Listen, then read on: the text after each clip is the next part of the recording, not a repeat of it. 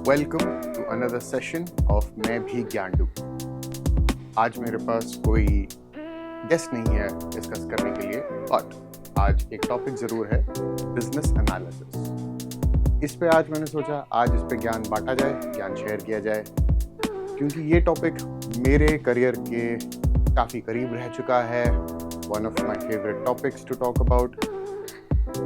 मेरे इंटरप्रिटेशन के हिसाब से, मुझे नहीं पता मार्केट में लोग इसको कैसे समझना चाहेंगे, कैसे इस टॉपिक को एक्सेप्ट करना चाहेंगे, लेकिन ये मेरे दिल के काफ़ी करीब है और मैंने सोचा आज इसी से स्टार्ट करते हैं। हम कुछ की एरिया से इस पे कंटिन्यू करना चाहेंगे। तो फंडामेंटल बिट सबसे पहला आएगा, what is business analysis. Well, corporate की दुनिया में अगर हम डिस्कस करें, ये काफ़ी अलग अलग सेक्टर्स में डिस्कस होता है। कोर बिजनेस में डिस्कस होता है what is business analysis. Technology में जो टेक्नोलॉजी डिपार्टमेंट है उसको भी बिजनेस कंसिडर किया जा सकता है, क्योंकि जो भी डिपार्टमेंट पैसा या काम या रेवेन्यू जनरेट करने में मदद करेगा किसी कंपनी का, उस हिसाब से ऑपरेशंस है। और फिर फाइनेंस हो गया, फाइनेंस में भी काफ़ी प्रोजेक्ट्स हो सकते हैं। तो कॉर्पोरेट की दुनिया में बिजनेस एनालिसिस वहाँ पे अप्लाई होता है जहाँ पे टेक ऑप्स कोई डिपार्टमेंट है जो या तो रेवेन्यू जनरेट कर रहा है या कोई कोर काम पे एम्फेसिस कर रहा है, कोई डिलीवर कर रहा है जो एक्चुअली कंपनी को मदद कर रहा है रेवेन्यू जनरेट कराने में। If not revenue, but at least something which is indirectly related to revenue. ये कोर फंक्शनिंग प्रोजेक्ट्स, इन पे जो होंगे, जो भी कोर फंक्शनिंग प्रोजेक्ट्स होंगे वो काम करेगा। बट अगेन, ये सब फंडामेंटल बातें हैं कि कहाँ कहाँ एप्लीकेबल होता है। But then again, business analysis क्या है, इसको मेरा इंटरप्रिटेशन अगर आप समझे, मेरा सुने, तो मैं इसको बोलूँगा इट्स अ माइंडसेट। और उस माइंडसेट को आप फिर इम्प्लीमेंट करते हैं, आप कहीं पे अप्लाई करते हैं, प्रोजेक्ट में, पर्सनल काम में, फैमिली में, प्रोफेशन, तो मैंने आपको सारे बता ही दिए। अब धीरे धीरे मैं इसको कोर एक्सप्लेन करूंगा मैं क्यों समझता हूँ। एंड दिस इज, ये पूरा का पूरा सेशन मेरा अपना थॉट प्रोसेस है, मेरी अपनी लाइकिंग डिसलाइकिंग है। तो I am open for feedback and आप इसको उस हिसाब से समझिए कि इट्स जस्ट ज्ञानडू ज्ञान दे रहा है। एनालिसिस, एनीथिंग, जिस किसी भी चीज़ पे अगर हम डिटेल लेवल पे उसको ब्रेक डाउन करके उसको कोर लेवल पे इतना समझना चाहें कि हम इतनी बाल की खाल उतार चुके हों कि अगर किसी को भी कोई भी क्वेरी हो, कोई भी परम्यूटेशन कॉम्बिनेशन से उसको तोड़ना चाहे, हमें पता हो हमें अपना काम क्यों करना है, वो क्यों मायने रखता है, कैसे करने में बदलाव हो सकता है, बट क्यों करना है वो सबसे ज्यादा इंपॉर्टेंट है। अब बिजनेस एनालिसिस, यहां पे हम हमेशा बात करते हैं कि these are core areas, core departments, लेकिन मैं इसको दूसरे तरीके से लेना चाहूंगा। आप माइंडसेट को मैं अप्लाई करवाना चाहता हूं इन अ वेरी वियर्ड सेंस। तो आप पूछेंगे यार बिजनेस एनालिसिस क्या है, उसके लिए की रोल्स चाहिए होते हैं, एक्सपीरियंस है। अग्री, बट थोड़ा बहुत डिसएग्री। अब मैं इसको लेके चलूंगा, आपको छोटा बिजनेस स्टार्ट करना है, आपको दुकान खोलनी है। मेरा फेवरेट एग्जांपल, आपको गोलगप्पे की रेडी खोलनी है या गोलगप्पे का दुकान खोल चलाना है। अब सबसे बड़ी बात है गोलगप्पे का बिजनेस। साउंड्स वेरी इजी कि रेडी लगाई, सामान लिया, बनाया, दिया। मेरी दुनिया में और बाकी लोगों की दुनिया में बहुत एग्जैक्टली इसी अप्रोच से इम्प्लीमेंट होता है। बहुत सही दुनिया है, बहुत सही बिजनेस है। टिपिकल अंदाज अपना अपना के बजाज की तरह अंडे भी मेरे होंगे, मुर्गियां भी मेरी होंगी, ब्रेड भी मेरा होगा। लेकिन माइंडसेट कहाँ पे अप्लाई हो रहा है? माइंडसेट अप्लाई हो रहा है इसके डिटेलिंग में। इसके डिटेलिंग में क्या है, इसको मैं जो सबसे पहले कहना चाहूंगा,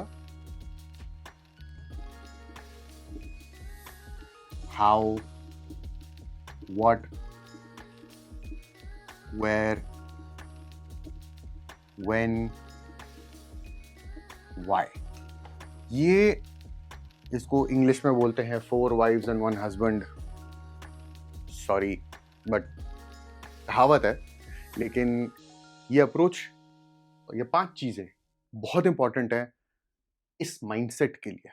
मैं कोई रोल में नहीं बोल रहा, मैं किसी स्किल सेट में नहीं बोल रहा, ये फंडामेंटल है। अब इसको स्टार्ट करते हैं। ये 5 सवाल इस बिजनेस में क्यों इस माइंडसेट के थ्रू अप्लाई होते हैं। बिजनेस एनालिसिस में अगर हम बोलेंगे व्हाट, क्या है ये, हाँ, तो हमें ये जवाब पता है, ये एक बिजनेस है। अब हमें ये पूछना है क्यों करना है बिजनेस ये, व्हाई दिस।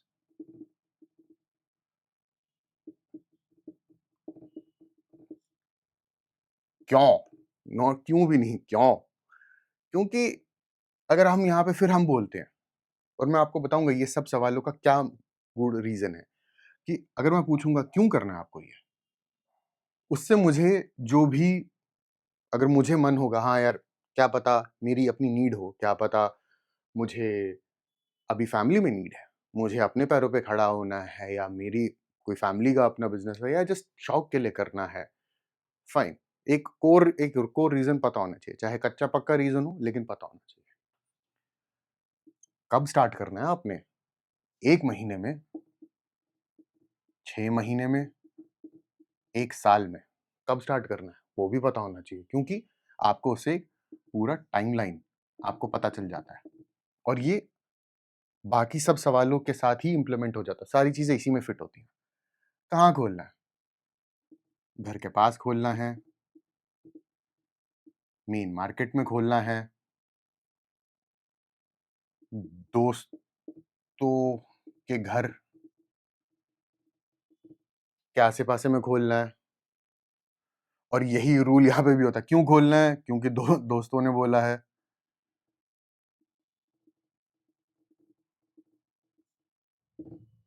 दोस्तों के साथ करना है।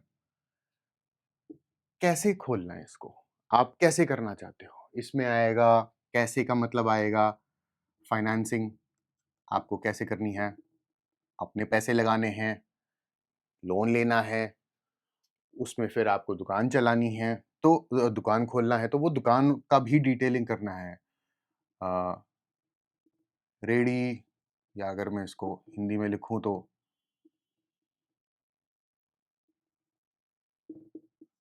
रेडी, दुकान। अब ये सब बहुत ज्यादा इंपॉर्टेंट है इस माइंडसेट को समझने के लिए। अब इस माइंडसेट के साथ क्यों हमें सबसे ज्यादा पता करना है कि ये what, where, when, how, why क्या है इसका फायदा। इन सब का सबसे ज्यादा फायदा आता है मनी, टाइम, एफर्ट।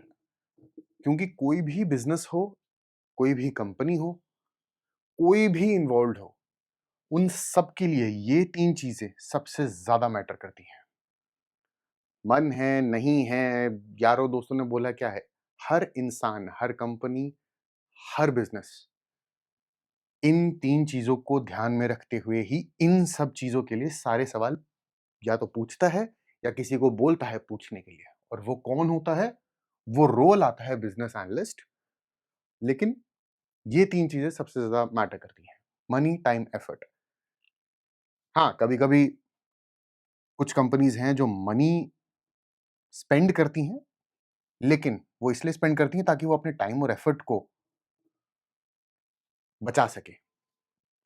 क्योंकि मे बी आप छोटी कंपनी हैं या छोटा बिजनेस है, आपको ये सूट, आप ये लेवरेज नहीं ले सकते कि यार मैं पैसा भी नहीं डाल सकता, लेकिन काफ़ी बड़ी कंपनीज़ अगर आप देखोगे यार ये प्रोजेक्ट चलाने का मतलब ही क्या था?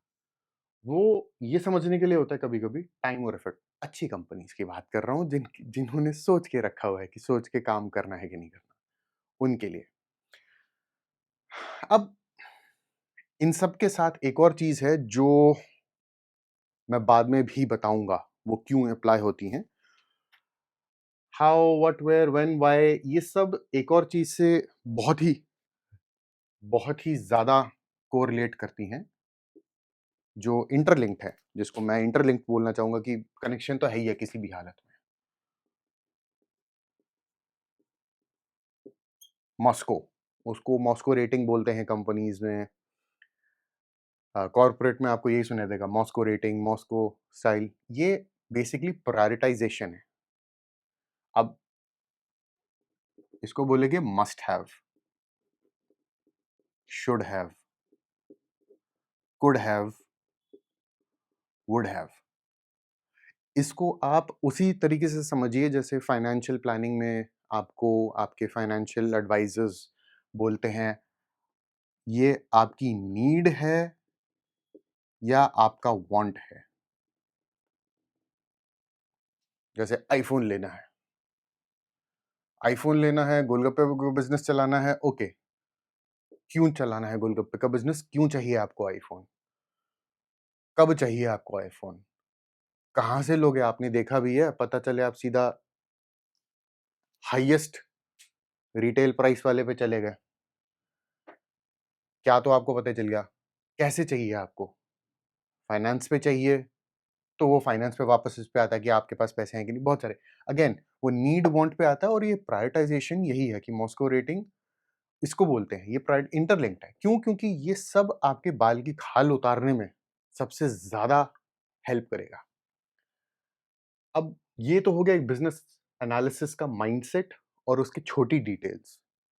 इसको मैं अब लेके चलना चाहूँगा अगर मैं बोलूँ ये माइंडसेट को हम कैसे एग्ज़ाम्पल में बोल सकते हैं कि ये माइंडसेट भी क्यों इम्पोर्टेंट है? सबसे पहली बात, ये मेरे मेरे हिसाब से इसलिए इम्पोर्टेंट है क्योंकि आप चाहे किसी भी रोल में हो, ये अगर आप बोलोगे यार मुझे बिज़नेस एनालिस्ट बनना है, मुझे बिज़नेस एनालिसिस करना है। मैंने माइंडसेट का इसीलिए एक सबसे बड़ा रीज़न डाला था कि बिज़नेस एनालिसिस एक माइंडसेट है, एक रोल नहीं है। क्योंकि अगर आप किसी भी प्रोजेक्ट में काम कर रहे हैं, कॉर्पोरेट में एटलीस्ट, मैं आपको ये लेके चलूँगा, हर प्रोजेक्ट का 2 ही आउटकम होता है। या तो वो सक्सेसफुल है या वो सक्सेसफुल नहीं है। लेकिन इन दोनों पॉइंट से क्या लेना-देना?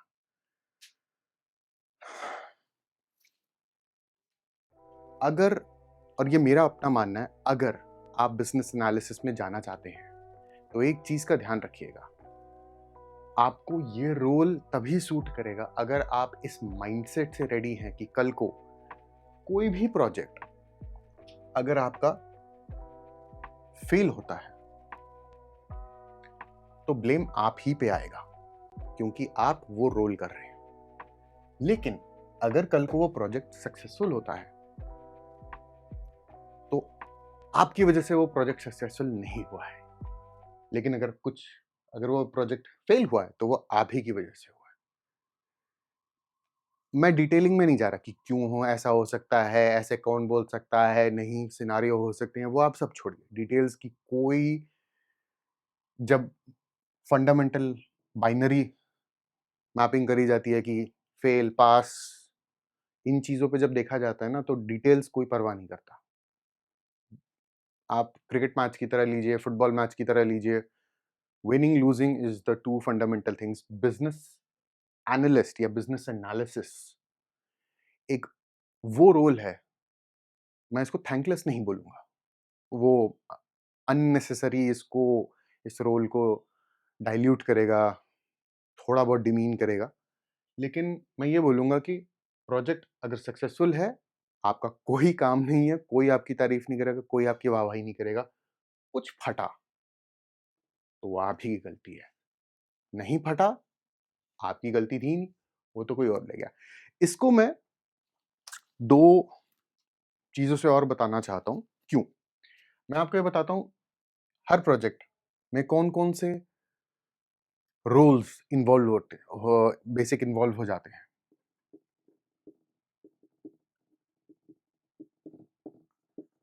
Software developer, tester, core business,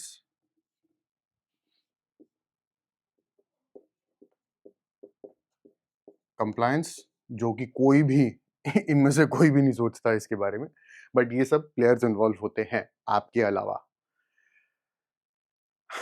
अब इसमें फ्रंट एंड है, बैक एंड है, इसमें मैनुअल, ऑटोमेशन, टेस्टिंग, सिनारियोज, इसमें आता है कोर रिक्वायरमेंट गैदरिंग, पूरा ऑब्जेक्टिव विजन, इसमें आता है ऑडिट और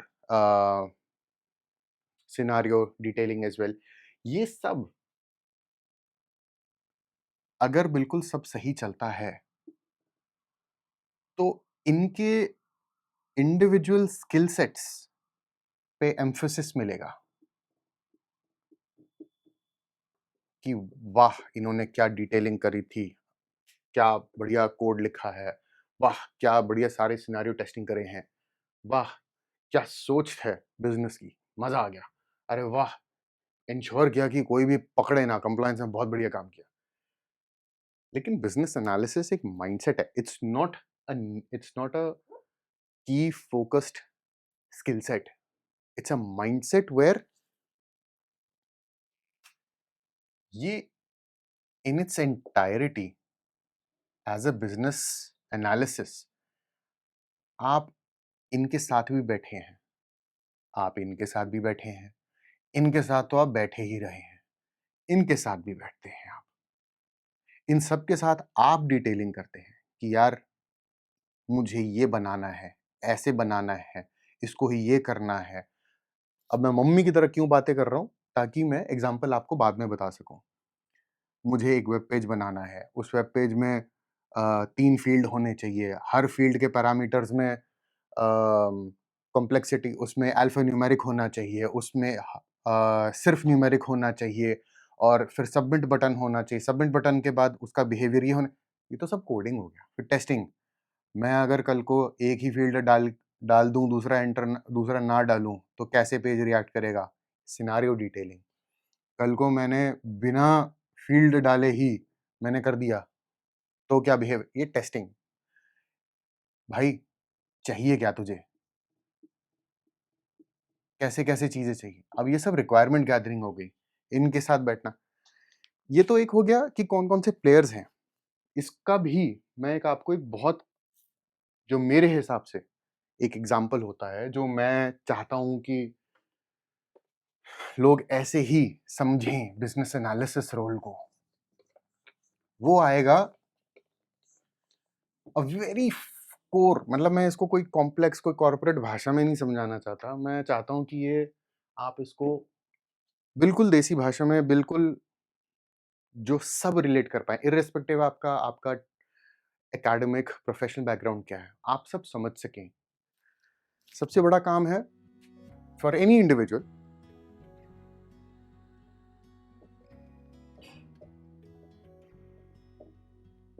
आप घर बनाते हैं, आपको घर बनाना है, ये इसको हम बोलते हैं बिजनेस विजन या ऑब्जेक्टिव।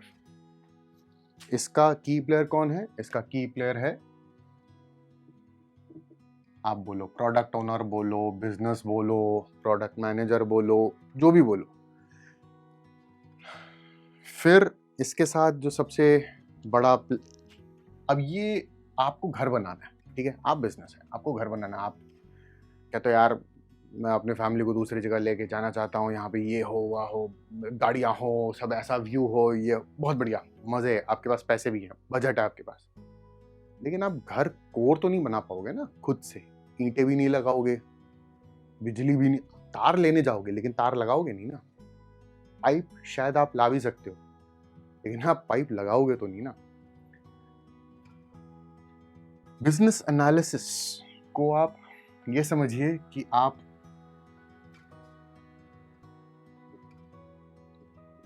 वो ठेकेदार हैं। बहुत क्रूड भाषा में बोल रहा हूं मैं, लेकिन आप अपने आप को ठेकेदार समझिए। इसको मैं बोलूंगा बिजनेस एनालिस्ट। ठेकेदार का मैंने क्यों बोला है ना, क्योंकि ठेकेदार ही वो इंसान है जो आपके लेबर के साथ भी, एंड व्हेन आई से लेबर, मैं डिमीनिंग किसी डिसरिस्पेक्टफुल वे में नहीं बोल रहा, आपके ब्रिक्स एंड मोर्टार ईंटों के लिए,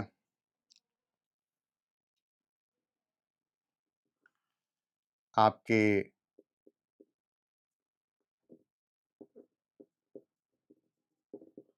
प्लम्बिंग के साथ, आपके इलेक्ट्रिशियन,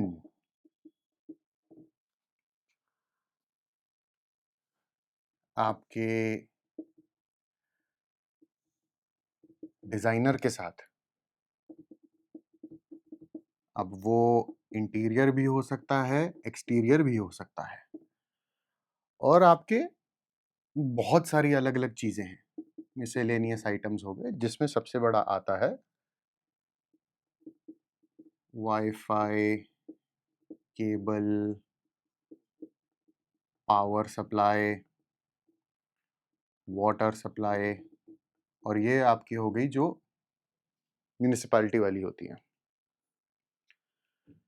ठेकेदार ही वो इंसान है जो इन सब के साथ बैठ के इनको समझाएगा कि कैसे बनाना है। लेकिन उससे भी ज्यादा इंपॉर्टेंट काम, ठेकेदार ही वो इंसान है जो बिजनेस के साथ बैठ के सबसे पहले, इन सबसे बैठने से भी पहले, इनके साथ बैठने से भी पहले, सबसे पहले इन महानुभाव के साथ बैठेगा और पूछेगा, वाह बहुत बढ़िया, पैसा आपके पास भगवान की कृपा से आ गया है, आपको घर बनाना है।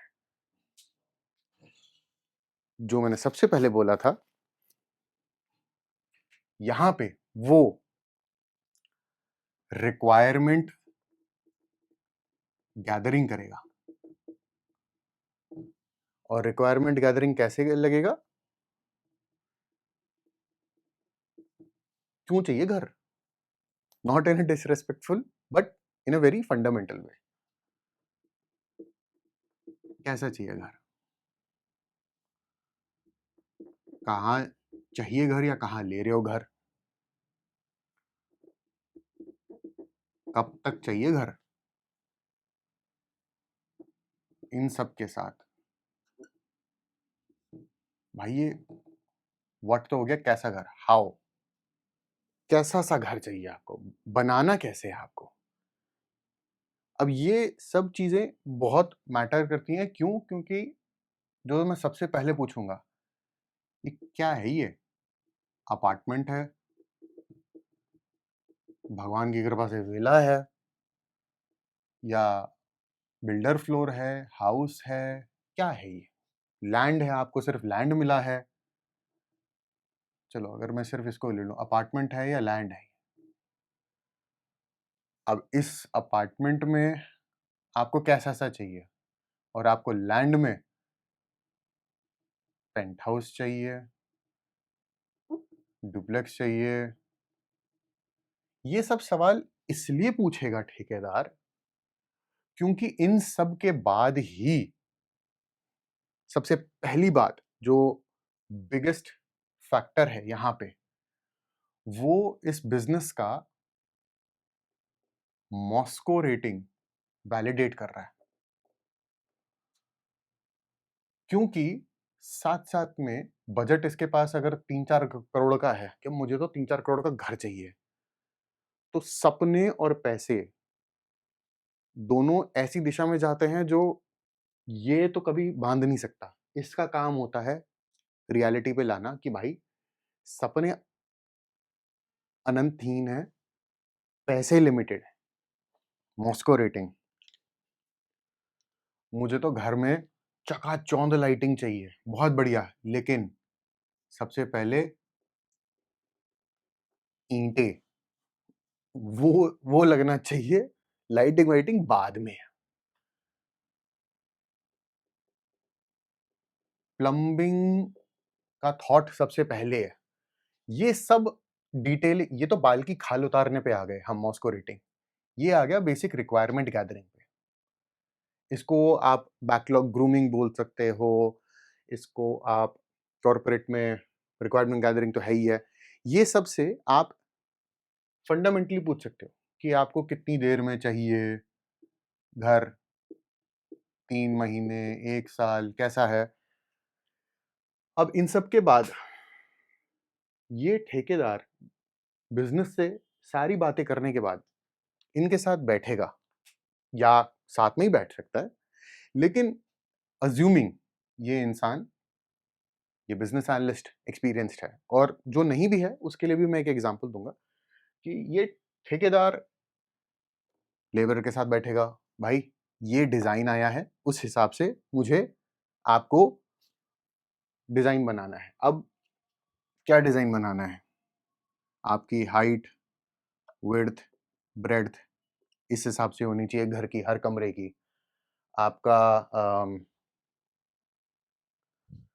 आपके रूम्स कितने हैं और कहाँ कहाँ पे हैं, आपके functionality, air conditioning, fans, heater, ये सब चीजें, ये आ गया, क्योंकि उसके बाद ही तो आपका मकान उस हिसाब से बन पाएगा। प्लम्बिंग, कितने टैप्स हैं, कहाँ कहाँ लगेंगे, किचन कितने हैं, उसी हिसाब से डिसाइड होगा कि किचन में आपको, अगर आप जब फ्रॉम स्क्रैच ही बना रहे हो तो क्या आपके पास बजट है, आपको डिशवॉशर रखना है, और आपको कितने किचन चाहिए, 2 चाहिए, 3 चाहिए, क्या पता आपकी बड़ी फैमिली है, क्या पता आप सिर्फ 3 लोग हो तो उस हिसाब से किचन भी उसे फंडामेंटली होना चाहिए। आपके बाथरूम्स कितने हैं।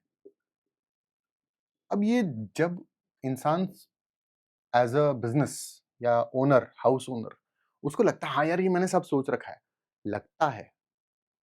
बहुत बहुत कम लोग होते हैं जिनको एक्चुअली में ये एंड टू एंड एक एक डिटेल लेवल तक उनको आइडिया रहता है, और वो उनसे आप कभी भी पूछो वो यही बोलेंगे, यार घर बनाना बहुत मुश्किल है। क्यों? बिकॉज रिक्वायरमेंट्स जो एक्चुअली में इसका स्किल सेट है वो अंदर, क्योंकि एक्सपीरियंस है शायद इसलिए इसने सोच रखा होगा बिजनेस ने, लेकिन जो लोग नहीं होते वो ठेकेदार को यही सोच के देते हैं कि यार ये सब डिटेलिंग करेगा। इलेक्ट्रिशियन में कितने फैन, कितने एयर कॉन्स, हीटर, अगर सर्दी का इलाका है, सर्दी वाला कोई लोकेशन है, वहां पे हीटर का होना चाहिए। डिजाइनर का इंटीरियर आपका कैसा होना चाहिए, बाहर का फसाड कैसा होना चाहिए, वाईफाई, केबल, पावर सप्लाई, ये सब चीजें ठेकेदार पूछ के लाएगा, पता करेगा, लिखेगा, ताकि जब काम मॉस्को रेटिंग के हिसाब से हो रहा हो, जब खुदाई हो रही हो, ईंटें रखने की बात हो रही हो, तो इसको ये प्रॉब्लम नहीं आनी चाहिए लेबर को कि भैया ईंटें तो मैंने रख दी, लेकिन उन्हें बाद में आपने तो ये रिक्वायरमेंट पहले बोली नहीं थी। प्लम्बिंग, अरे यार मैंने तो पाइपें लगा दी, आपने तो ये बोल दिया, आपने तो बाथरूम ही लोकेशन चेंज कर दी। ये काम पक्का करके देगा ये सब। एनी ओपन क्वेश्चंस उसको हम, और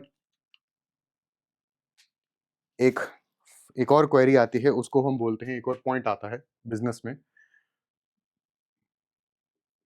in scope, out of scope. भाई कि भैया आउट ऑफ स्कोप क्या है, मुझे घर बनाना है, तो जब मेरा अपार्टमेंट है तो यानी ऑलरेडी 4 दीवारें हो रखी होंगी, तो मुझे सिर्फ अंदर का देखना है। तो कभी कभी ये भी हो सकता है कि इसकी इतनी शायद जरूरत ना पड़े, सिर्फ इसकी प्लम्बिंग, इलेक्ट्रिशियन, डिजाइन, इन सब की ज्यादा जरूरत पड़े। ये in scope out of scope ये सब लिख के इंश्योर करके देगा वो डॉक्यूमेंटेशन। डॉक्यूमेंटेशन एक ठेकेदार का बाएं हाथ का होना चाहिए खेल, एक अच्छे ठेकेदार का। सब यहाँ पे नहीं होना चाहिए, लिखा हुआ होना चाहिए। क्यों? क्योंकि अगर लिखा हुआ होगा तो कल को, क्योंकि इतने सारे लोग इन्वॉल्व हैं, कोई ना कोई तो घपला करेगा, कुछ ना कुछ होगा ही होगा। तो इसका काम है टू एंश्योर कि कुछ भी होता है कल को, और ये ऑडिट ट्रेल का भी सोचेगा, कंप्लायंस का भी सोचेगा। कंप्लायंस इसमें आ गया जो सबसे बड़ा है कि भैया आपका जो घर जहां पे बना रहे हो वहां पे पावर सप्लाई मैं लगा तो दूंगा, लेकिन आपने ये वैसे मेरा काम नहीं है, आपका काम है, लेकिन मैं आपको बता के रख रहा हूँ। वाटर सप्लाई की अप्रूवल आपको ला के रखनी है। ये सब इंश्योर करेगा। रिक्वायरमेंट डिटेल गैदरिंग पूरा एंड टू एंड होना चाहिए कि कैसा क्या क्या चीज है। In scope out of scope में ये भी आता है, भाई ये तो मैं करूंगा, लेकिन म्यूनिसिपालिटी से बात करना मेरा काम नहीं है, वो आपका काम है। इन सब के साथ ये भी वैलिडेट करेगा कि कहीं आप अपने बजट से, जो बिजनेस अपना बजट लेके चल रहा है कि मेरा बजट है एक्स, वो कहीं बेस्ड ऑन दिस रिक्वायरमेंट +1 तो मतलब सस्ते में तो नहीं हो रहा, या कहीं ज्यादा एक्सीड तो नहीं हो रहा। अब ये सब का काम एक ठेकेदार का है जो इंश्योर करना है। ये घर वाला काम, मैं घर वाला एग्जांपल मैं इसलिए देना चाह रहा हूँ बिकॉज मैं इसको बहुत ही रूडामेंट्री अप्रोच है आपको बताना चाह रहा हूँ कि बिजनेस एनालिसिस, अगर आप ये एग्जांपल भी सोच चुके हो तो आप किसी भी एग्जांपल में, किसी भी सिनारियो में आप अप्लाई कर सकते हैं। And why this mindset is important, इस माइंडसेट का प्रोफेशनल रोल्स में क्या काम है, इससे ज्यादा अभी तो मैं कुछ इस पे explain I don't think so मैं करूंगा। लेकिन अगर मैं बोलूं कि कौन कौन से रोल्स हैं, अब मैंने इससे पहले बोर्ड पे बनाया था, अलग अलग रोल्स आते हैं कौन कौन आएगा बिजनेस एनालिसिस पे। और आप हमेशा देखते हैं कि हर लेवल पे कोई ना कोई आता ही है जो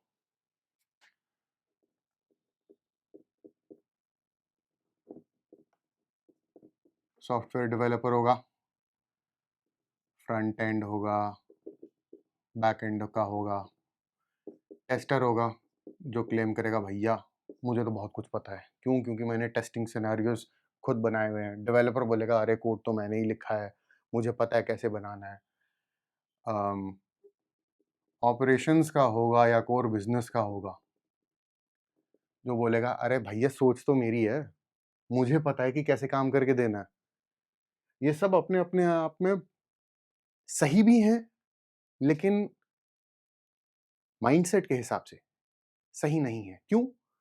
क्योंकि इन सब को जो सबसे पहला काम करना है, इनको अपना माइंडसेट इस हिसाब से बना के रखना है कि भैया ठीक है, मेरा प्रायर एक्सपीरियंस डेवलपमेंट का रहा होगा, टेस्टर का रहा होगा, ऑप्स बिजनेस का रहा होगा, लेकिन मुझे इन सब का समझना पड़ेगा ये कर क्या रहे हैं, कैसे कर रहे हैं वो आप छोड़ दीजिए। क्योंकि काफी लोग हैं, काफी डेवलपर्स हैं जो 50 लाइंस ऑफ कोड की जगह 10 में काम करने में सक्षम रखते हैं।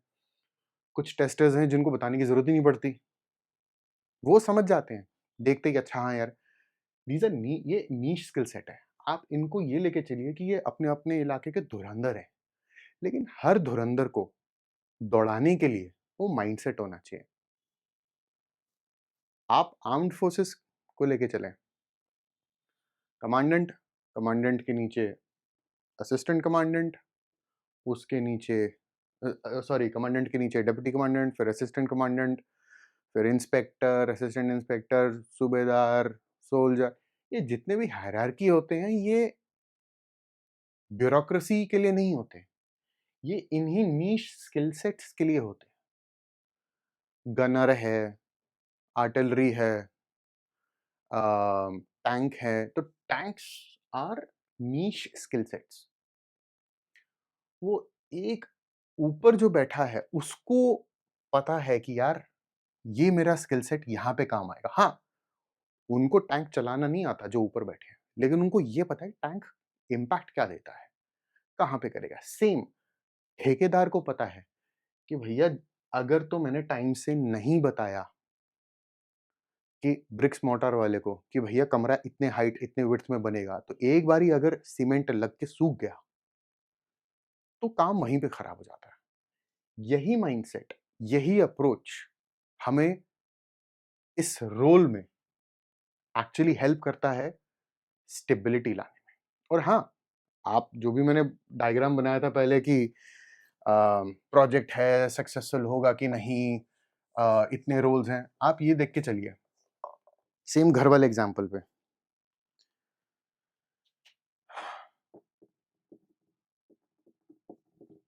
घर बना, ये इसके पीछे बिजनेस का काम था, इसने पैसे लगाए।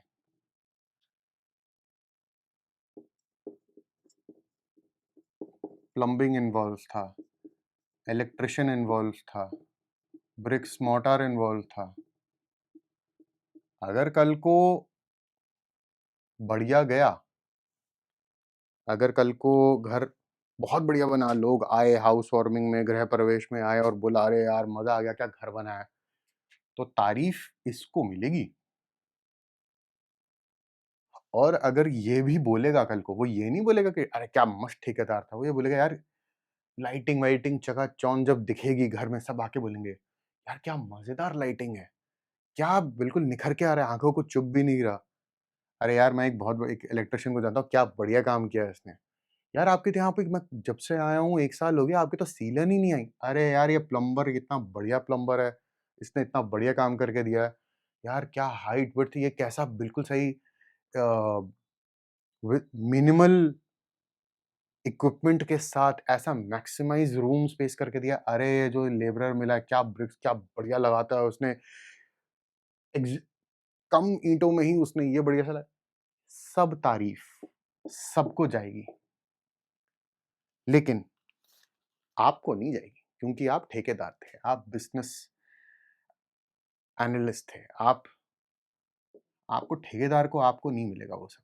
हाँ, कल को गलती से सीलन आई, बिजली क्या प्रॉब्लम आया, ईंटें गलत लग गई, तो गाली तो सिर्फ ठेकेदार को ही मिलेगी कि यार इसने ढंग से नहीं बताया, इसने ढंग से ना वर्कर को काम पे ढंग से लगाया।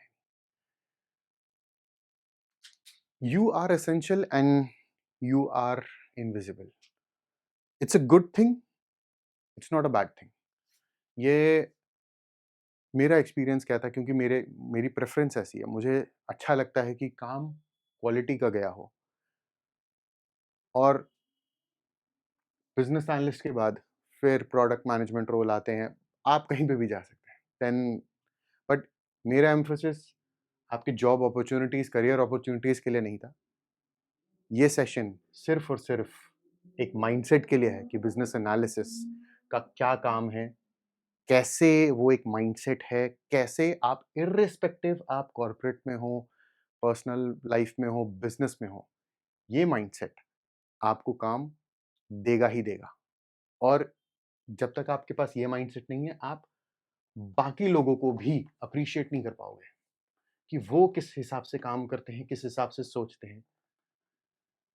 बाल की खाल उतार के उसको फिर साइड में रख देना और उसको ऐसे पैकेजिंग करके देना कि एंड बिजनेस को सोचना ना पड़े, वो सब बिजनेस एनालिसिस का माइंडसेट है।